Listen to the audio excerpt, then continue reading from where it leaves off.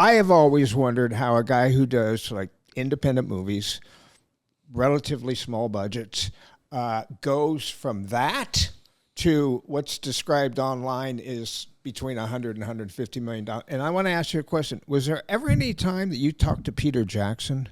Yeah, there was. Tell me what that was. Yeah, well, right when I did Your Next, very early on in my career. And he saw that, right? He saw Your Next somehow early, right? Okay. I think before it had even come out. And because there was a good year where the movie was sort of put on the shelf because Lionsgate was merging with another company.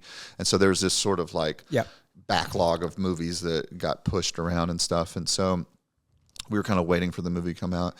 Out of nowhere, we find out, actually through Mary Parent, who I ended up working with on these movies, that Peter Jackson really loved Your Next, and he wanted to meet with me and Simon about developing a sequel to his King Kong movie. And so we went on like this sort of like, high-tech version of Zoom back in the early, 2010s, it was the first time I'd ever done like a video call that was like real time and everything. And Leave it was it like to Peter Jackson to have that set up. Exactly, yeah. It was like some like weird room in Universal, and he was just in his house, and I remember like Get Smart, the thing comes down. Yeah, it felt like that. I felt like, oh man, this is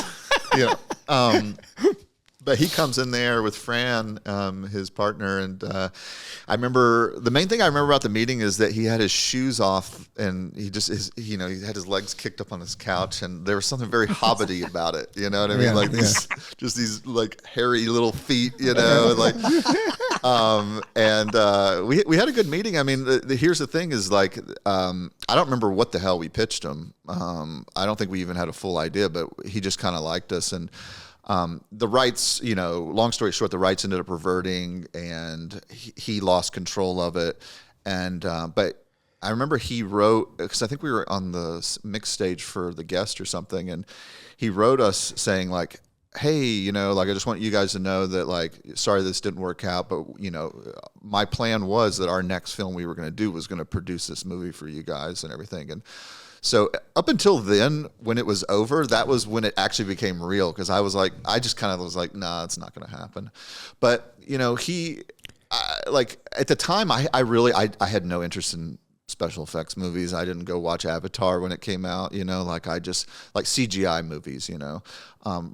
Much later I watched Avatar and I think it's fantastic. But but at the time, I just was not into movies with big CGI. But I was like up for the challenge of doing one. And so, but it kind of worked out because if I'd been hired on that film, I don't think my head would have been in it. With Peter Jackson? I think I would have been overwhelmed. I don't think I would have known how to make that kind of movie. Like I only just now figured out how to make movies. This is technically my 10th film, and I would say basically the last Godzilla movie was the first time I started being like, oh, this is like feeling more comfortable. First one worked out pretty, that one. Well, that one seems pretty good. Fake it till you make it, Like I said, fake it till you make it. Yeah. But I always felt like that because I always felt like How do you make? I'm sorry to interrupt. How do you make the jump? I mean, who trusts you? I thought maybe the Peter Jackson thing had something to do with the fact that here's a guy who's never done a film that's. Any CGI, doesn't have a huge budget, and go from that to... Well, with Peter Jackson, I even asked him, I was like, I said, look, I have to be honest with you, I have no knowledge about special effects. And he says, don't worry about it at all. He's like, anything you can imagine... these guys, these special effects guys, they can create it. All you have to do is dream it up, and they'll figure it out for you. And I was like, oh, okay. And that is the truth. I mean, like... you don't have to, like, again, like my friend who thought before he directed, like, do I have to tell him where to put the lights? That's not what a director does. A director dreams up things, and, and it's bigger than that because you have to also, there's a responsibility, there's a time factor, there's all these different skills. But at the end of the day, you don't have to know the ins and out of, like, every facet of it. Right. You just need to know what you want to a certain degree. And generally how it can be achieved, Okay. But how did you get King Kong? First, where did that come from? I think the genesis of that. I think it came from because it was the same producer that Mary Parent all the way back then, right? This is like now, like 8 years later or something from that Peter Jackson thing. And Okay. you know, she had already okay. done Skull Island and Godzilla. So there was a little bit of a connection there. There was a connection. I think like, I mean, basically it just came up where I was in post on Death Note, and I just had one of these general meetings with my agent, and he's just going through a list of like, okay, these are the, you know, the titles available. I'm just kind of looking like, what's my next thing? You know, I knew I wanted to do that happens like to me a all bigger the time movie. too. Yeah. It's just put a list in front of me, and I'm going you know, well, you know, just because I got the list doesn't mean I actually stand a chance of getting it. But you know, one of them was Godzilla versus Kong, and I was like, hold on, that sounds interesting, you know. And they're like, yeah, it's over at Legendary, and I was like, okay, I'm sort of interested in that.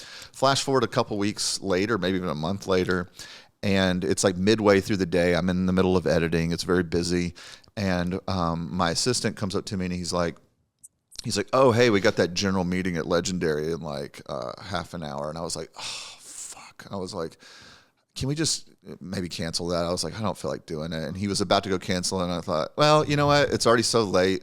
Let's go in there.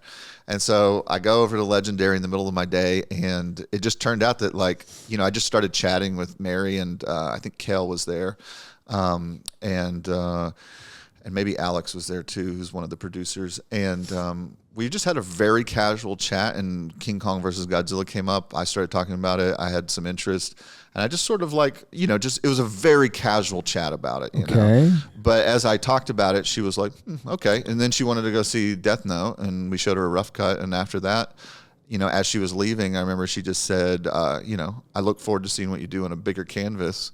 I was like, does that mean they're going to give me the thing? And so I went over to Musso and Frank's, which was down the street, and I had lunch, nervously waiting to, you know, if my agents got back, and, you know, and then they finally did. And, yeah, and then they offered it to me, and that's just the way it went. But I think I think it's Peter Jackson who got it for me, because, you know, it's not like I was like the hottest director at that time, but I think it always, like, there was like, it kind of like sunk in, you know, her brain, maybe like, okay, if Peter Jackson likes this guy, maybe there's something there, you know. And I think she likes my movies and stuff. And but, you know, like, like, to answer one of your other questions, I mean, when it comes to, you know, how these movies kind of get directors who don't really have experience with special effects, and they bring them in. I mean, I think there's a bit of a, like, sort of, you know, aspect to, I think the studios want, because they know that the special effects are going to get done no matter what, but they want that spirit of somebody who's not jaded yet, I think, and they want that